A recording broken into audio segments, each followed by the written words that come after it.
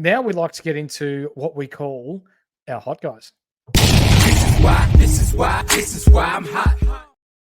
Ooh, wee. Sorry to Azadoxian, if you're watching. I know you don't like the gunshot. I should have warned you beforehand. But I'll let you go with the first few hot guys, mate. Yeah, mate. Lockie Neal, definitely hot after his 35 disposal performance after what he did against Collingwood. So he's back on the hot guy list. Zorko, he's run off halfback. It looks to be that he's gotten the halfback role for Brisbane. Definitely keeping an eye on that. Harry Mackay, as I did say, this is going to be his I believe this will be his best game for a while. But still, he's definitely on the hot guy list after his 137 Supercoach points. Chera, he's on the hot guys list for now. Just remember, Sam Walsh is nearing a return, and that will kill Chera. George Hewitt, 26 touches, 6 tackles.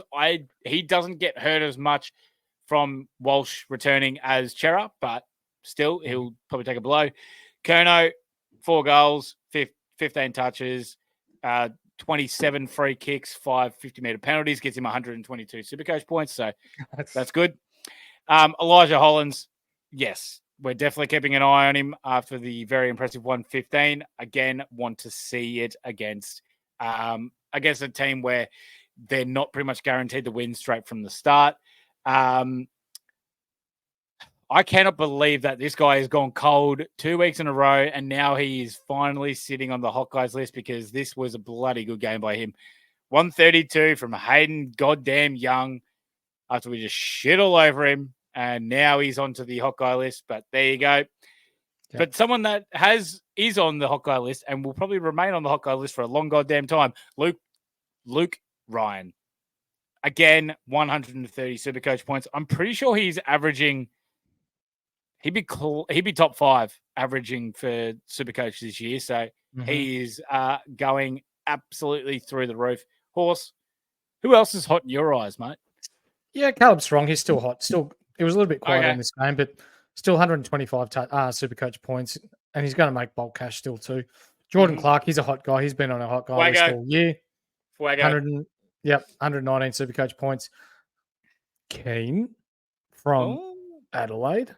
Makes I'm our not keen. Hot guy list. I'm not keen at all, but 26 touches, 11 marks, 118 Supercoach points at 289K. Rory Laird, 111 Supercoach points after his 25 touches. He'll get more of the ball moving forward. Dyson Heppel, he's on the list again, 139 Supercoach points, 30 disposals, 12 marks. Don't trust it, but love to see it. Nick Martin, yep, that'd be right. He goes large like Hayden Young. 136 Supercoach points from 44 touches, which is an equal Bombers record. Had it on a string and at 75% efficiency. Zach Merritt, he's on here again. Another great game by him, 131 Supercoach points. Jack Steele, 126 Supercoach points. He has been ultra consistent to start the year. And if you do not have him, I highly suggest you look to get him in. The boner, Skiddy? The boner. Yep, he's hot again after being flaccid last week. He comes in 104 Supercoach points. So the boner who's obviously found the Viagra in the cupboard, those special little blue pills. A blue pill. It is blue? I've been told by friends. Oh, yep. Excellent. Yeah. I've never raided Dad's cabinet. Yep. He's back and he's ready, rocking and rolling again. We got Willem Drew. Mate, shout out to this bloke because that was unreal. Let him off the chain again, Hinkley, because he is going to keep scoring very, very nicely. I think we need a new category of hot guys for the super, super duper hot chili guys, and that's Max Gawn because he belongs in a category of his own. 177 Supercoach points. Yep. He's just. I have to figure out how to get him in. I can't delay it anymore. Alex Neil-Bullen. 134 Supercoach points. Yep. Again, we love the role there. Very Supercoach friendly, high half forward, defensive pressure kind of role there for him. I was going to give it to you, Horse, but I'm giving it to it again because Jason Johannesson is on the hot guys list. Yeah. JJ's on the hot guys list after 104 Supercoach points, along with Lockie Bramble. He got 98. So the two running halfbacks for the Western Bulldogs. not getting killed as much as we thought from the likes of Bailey Dale, because they are working so well with them and pushing quite high up. Those two push higher up to the wing and half forward line rather than Bailey Dale, who sits back. So, yep, love that role for them. But who else are you thinking, Horse? Jeremy McGovern, 120 Supercoach points. West Coast would absolutely be stuffed without him in their back line, but it's just a matter of time until he gets hurt. But this is the guy that I am looking to get in this week. Nicholas of Vlastuin, 167 Supercoach points. He has been going nuts this year. Let's he is a genuine option. Let's look to see if we can get him in. Timmy Taranto, he's back on the hot guys list after making an appearance on the cold guys list a couple of weeks ago. 128 Supercoach points with his 35 touches. Shai Bolton, after 2 weeks on the cold guys list, now makes the hot guys list. And that'll probably be the theme for his year. Hot and cold. That pace of Swans, but 119 Supercoach points. He looked dangerous with the ball on the ground. Heaney, he has not left this list all season. Surely there's no way that he doesn't continue playing mid. He's locked into that midfield role now with how good we can see that he is. Grundy makes an appearance here for the first time this year. A solid game, and we know how hard Nank is to play against. His around the ground work was really good. We brought up last week that we saw that he's getting his legs back, and sure enough, he pops off with his 114 here. Matty Roberts, 98 Supercoach points from 27 touches. A great run from defence, and Sydney are looking to get the ball in his hand. And also from today, James Worfel led all players with 148 Supercoach points for the Hawthorn Footy Club. Now, before I move on, I've got a quick rundown of the top 5 Supercoach scorers so far this season. Yep. Any guess who number 1 will be? I'd have to say Max Gawn. Max Gawn is currently sitting number 3. Oh, Caleb Sarong. Number 12. Really? Shit, shot him down that far, righto. Yeah, this hasn't updated from week. So we're going from last week. The top 5 from last week, because this will definitely be different this week, because Darcy Cameron was sitting at number 5 before his 14-point performance. So he was at number 5. Chad Warner was at number 4. Maxi Gawn was number 3. Hang on, Horse, you might want to look into that on average-wise, just purely because obviously the buy-round guys had the... That's right. Yeah. Yep. So we're just going on total points. Maxi Gawn is number 3. Christian Petracca number 2, and Isaac Heaney number 1. But when we're looking at averages from last week, Caleb Sarong number 1, Zach Butters number 2, Luke Ryan number 3, Luke Jackson number 4, and Isaac Heaney number 5. With Merritt at 6, McGovern at 7, Petracca at 8, Setterfield was at 9, but he missed that game, and Rory Laird at 10, with your man, She's God, sitting in 11th spot. Let's talk about some cold guys.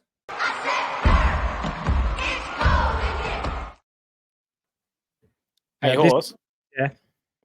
So, just quietly, Nick Vlastuin had the second highest Supercoach score of the round last year.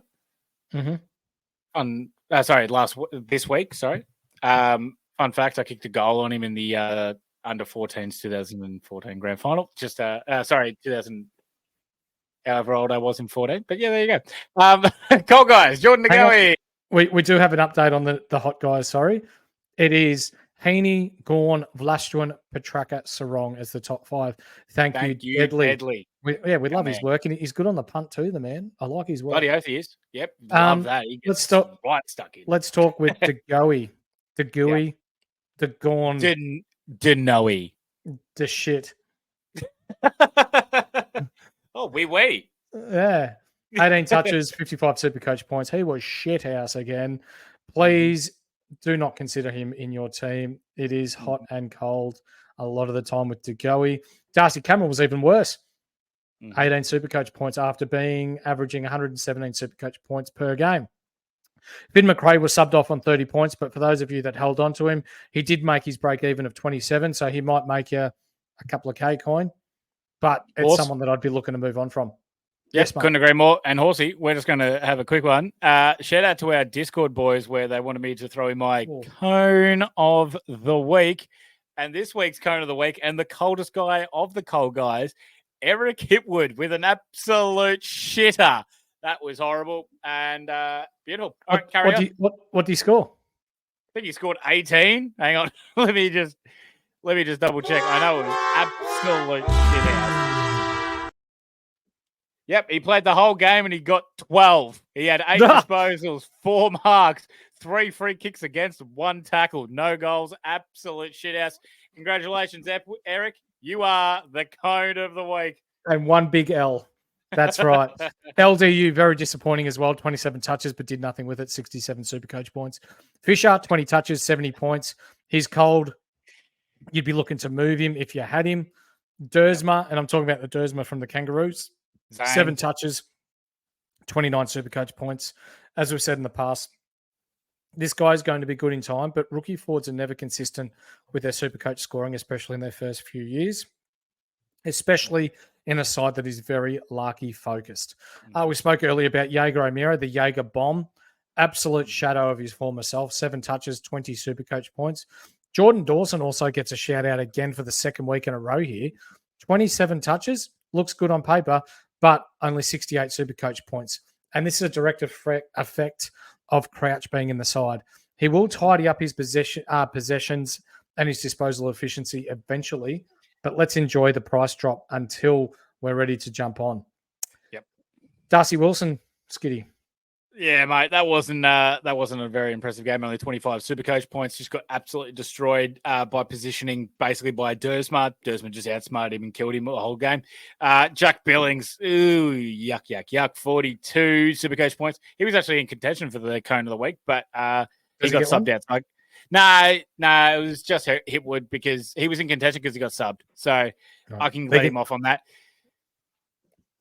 Does he want one? Yeah, righto. Yeah. How's 26 Supercoach points, making the cash. I'm not super worried about him being on the cold guys list just because May was out. May probably back next week. I reckon. And he was in more of a lockdown defender, like heavy kind of role. So he wasn't able to actually do much else without it. Mm-hmm. Jack McRae, God, this is shit.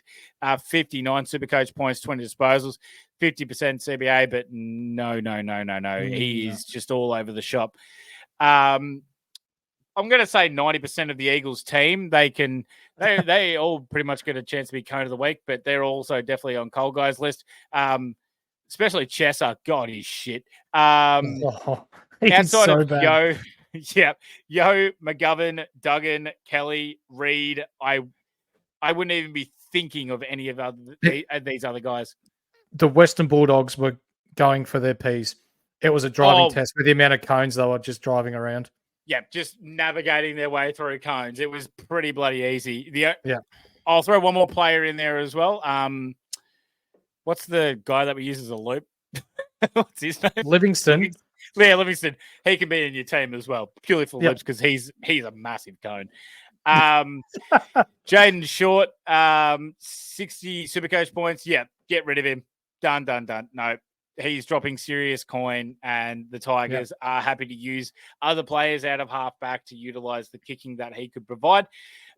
Bleached arsehole, 100% is on the cold guys list. 73 Supercoach points. Just way too offensive-minded, needed to really chop his teammates out more than he did. Errol Goulden on the cold guys list, and this is because of the shocking disposal efficiency. He will be way better than this. Super quiet first half. Comes home hard in the second half. He'll be much better. Luke Bruce. Oh, yeah, no. There was some real piss. He looks done. He looks absolutely done. Yeah, shocking today. So, unfortunately, there for Bruce. Why don't you talk about your favourite man, Horse? Jack Ginnivan. He was ducking a lot today, wasn't he? He was just playing for free kicks all day, and it was disgusting to watch. 45 from his 11 touches. In fairness, he got pretty unlucky not to get, I think his last 2 were pretty stiff not to get. Yeah. But shit, I think he did it the first 5 times, and the umpire was like, "You're kidding yourself, mate." But the last 2, geez, was stiff not to get. He's a victim of circumstance. He's set himself up for that. So, well, it's like the boy who cried wolf. Stop fucking flopping, then you dickhead. Just go at the ball, and you might be able to get a bloody high free kick. Hey, Skiddy. Yo. Tell us what you really think. Stop flopping, you flop. You flop.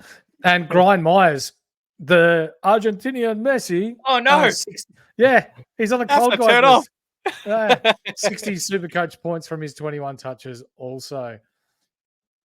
Now, we've had our hot guys, we've had our cold guys. Let's get into the medical room.